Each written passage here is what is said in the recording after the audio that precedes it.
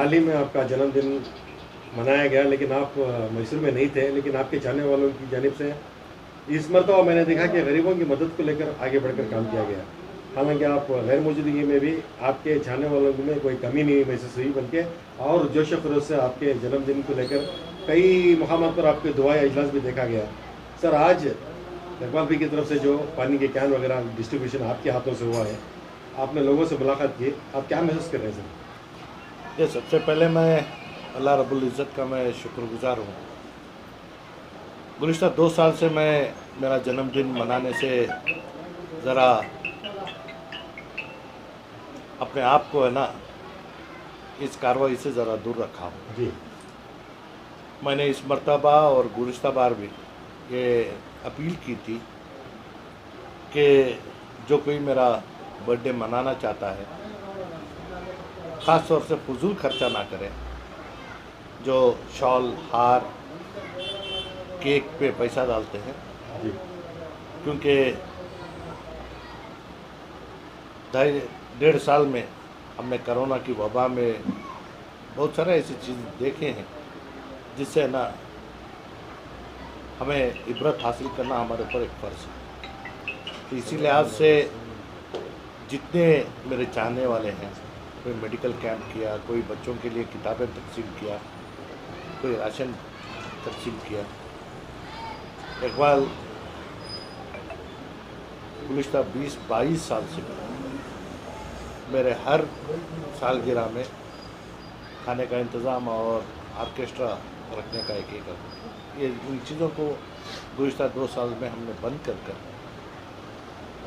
बजाय फजूल खर्चे कुछ नेक कामों में लगाने के लिए अल्लाह जो हिदायत दिया है उसके ऊपर अमल करते हुए काम कर रहे हैं। और यहाँ आने के बाद लोगों में जो मोहब्बत है, बहुत सारे बुज़ुर्ग ख़वातीन दुआओं के साथ मेरा इस्तकबाल भी किया।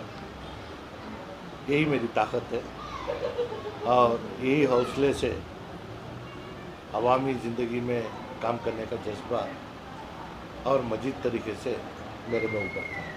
सर, आज ऑफिशियली दशहरा नाड़ाबा का इफ्तिताह हुआ था, उसका मैसेज क्या देंगे सर? ये दशहरा इसकी तारीख 800 साल की है।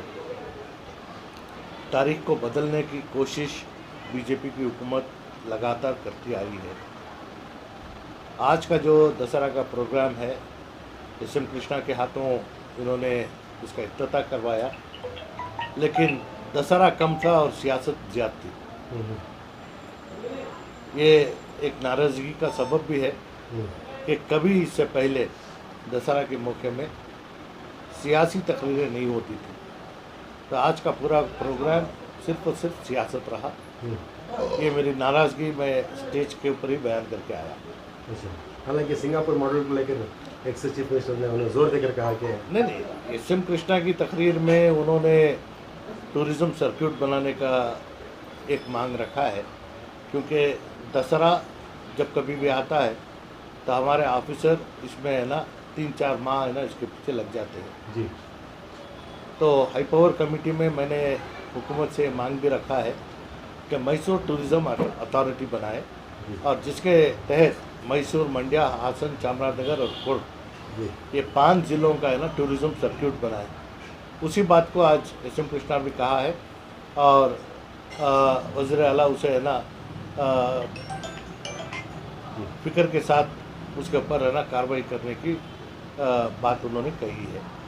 और इसके साथ एस.एम. कृष्णा ने सिंगापुर का एक हवाला देते हुए कहा कि लगातार वहाँ वो कोशिश से और टूरिज़्म से आज एक मुल्क, सिंगापुर जैसा मुल्क है ना खड़ा है। तो हमें भी इस तरीके से बाहर के मुल्क से है ना जो भी लोग यहाँ आते हैं उनकी सहूलत और है ना एक अच्छे माहौल को यहाँ बनाना, ईमानदारी, तिजारत में ईमानदारी हो और साथ ही साथ है ना यहाँ के जो मकामात हैं उसे साफ़ सुथरा रखना और साथ में है ना एक जगह से एक जगह जाने के लिए इंटर कनेक्टिविटी अगर हो जाए तो टूरिज़्म के एक ज़रिए आम लोगों की भी है ना रोज़ी इसमें है ना चल सकती है। तो इस लिहाज से है ना हमारी ये कोशिश है कि ज़्यादा से ज़्यादा टूरिस्ट गाइड जिनको है ना हमारे पुराने मुकामात हैं उनकी जानकारी पूरी तरह से हो। अभी कभी कभी हमें खुद है ना हज़रत टीपू सुल्तान शहीद रहमतुल्लाह अलैह के दरबार में हमारे मौजूदगी में कई लोग कई किस्म के है ना वाक़े वहाँ पे बताते हैं।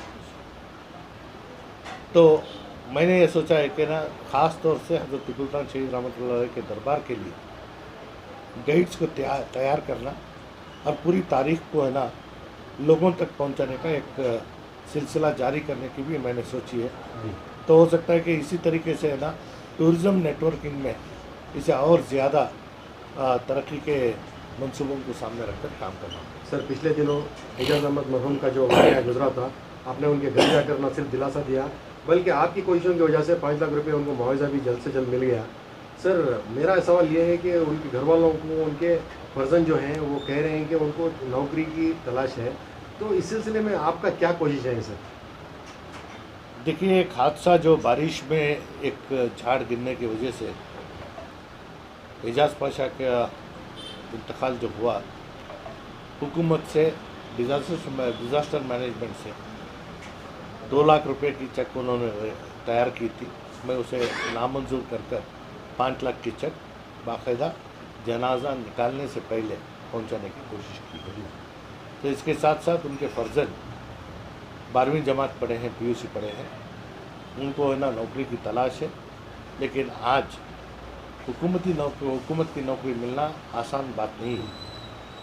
अलबत्ता हमने कॉर्पोरेशन को हिदायत दिया हो कि